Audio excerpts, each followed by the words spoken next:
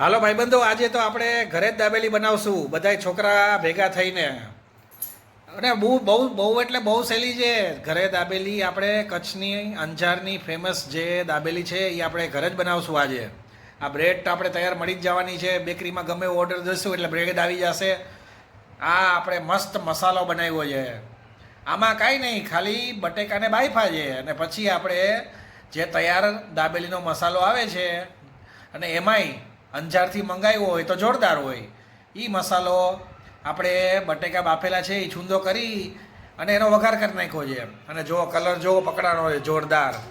અને માથે બસ આપણે તૂટી ફૂટી કાજુ કિસમિસ અને કોથમરીથી એને સજાવ્યું છે મસ્ત મસાલો. અને આનો ટેસ્ટ તમે ખાશો એટલે એમ જ થશે કે અંજારની દાબેલી જ ખાધી છે આપણે. અને ભાઈ ભેગી સિંગ, મસાલેદાર સિંગ કેમ ભૂલાય? સિંગ, સેવ,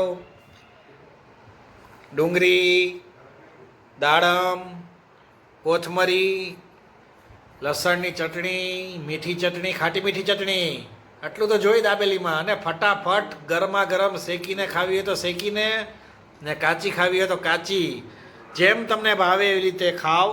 મસ્ત ઘરે બનાવો દાબેલી, એકદમ સહેલી છે.